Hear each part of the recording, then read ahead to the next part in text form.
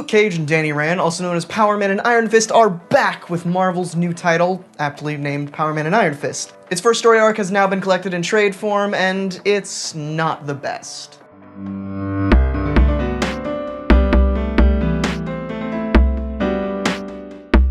Hello and welcome to the show with the views. I'm Auram, and today we're going to be talking about Power Man and Iron Fist Volume 1. That's the first 5 issues of the series, so let's get started.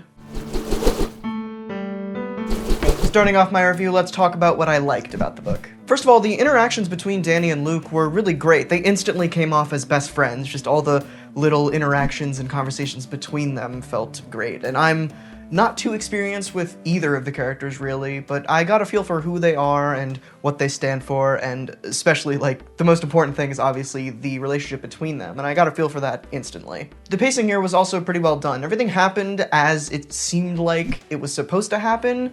Not a lot actually happened, but what did happen came along when you expected it to, and nothing felt jarring or slow. Although I can see how someone reading this issue by issue, month to month, would be frustrated, since, again, not too much happens in this series. The first 4 issues are the main core story arc to get this series started, but issue 5, which is also in this trade, is super good. It is by far the best one in the trade. It's the only issue in the trade that's not tied to, like, the actual story in it. It's kind of a one-shot standalone story where they're basically just having a bunch of fun, and it centers around this radio talk show where this really animated dude is just talking about this romp that Power Man and Iron Fist had that was misunderstood through, like, it's very sitcom-y. It's a good time. But sadly, like I said at the top of the video, this was kind of plagued with a lot of issues. No pun intended. So yeah, moving on to the bad here. First off, the writing was very hit or miss. Like, some characters felt very spot on, like Luke and Danny, but others were just, they either weren't written like themselves or just were huge stereotypes that didn't make any sense. More on that later when we move into spoiler territory. Going into more of the not a lot happening here, not a lot happened here, and that's not a good thing. It really felt like the first 4 issues of this were just written up as like a reason for Luke and Danny to get back together. It just seemed like they wrote up this really boring villain just to give Luke and Danny a reason to get back together in the first place, and it was just, like I said, it was boring. It was a very stereotypical villain who they tried to tie to their past, and it didn't really give them much motivation to start the Heroes for Hire again anyway. At the end of the day, it was just Danny being like, we're gonna get back together, right? We're gonna get back together, right? That made Luke finally be like, yeah, sure, why not? Lastly, on the bad side of things, I just didn't like the art here. It's not for me. It's super stylized, which I am all for a lot of the time, but here the proportions are really weird and off and kind of hard to understand at some points, and it's not my cup of tea.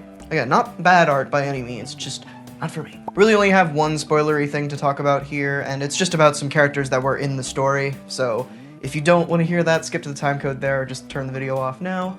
You've been warned. So yeah, 2 characters that showed up in this that I wasn't really expecting were Spider-Woman, both of them, Jessica Drew and Gwen Stacy, and Doctor Strange were in this. And Spider-Woman, Jessica Drew, and Doctor Strange are the ones who I want to talk about here. When I was saying earlier how certain characters weren't written like they normally are, that's who I'm talking about here. Jess was just written as, she was basically Black Cat. She had a personality of just, she was watching Luke Cage and Danny fight some guys. She was just like, oh yeah, gotta get their shirts off. I'm like, no, that's not, no. I don't know, the Jessica Drew that I know would probably just jump into the fight and immediately help, not just sit there and drool and film over Luke Cage and Danny Rand. Just, I don't know why they had to make her be the one who was doing that. It literally could have been anyone. Didn't even have to be a superhero. I'm very finicky when it comes to Jessica Drew, you know. Oh yeah, and Doctor Strange, he was just written really strange.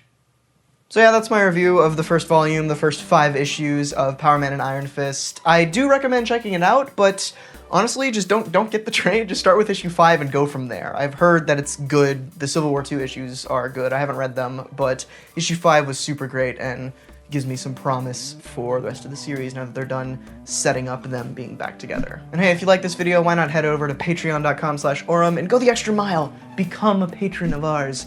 We'd love it. I'd love it. Everyone would love it. Come join our Discord server and all that stuff. Get some cool sneak peeks of future content. You know the drill. Patreon.com/Auram. And of course, before I head out, make sure to subscribe so you don't miss out on anything that I upload every other Wednesday and every Saturday. That all being said, thank you so much for watching. Next time, my camera doesn't shut off in the middle of me talking about what I'm gonna do next time.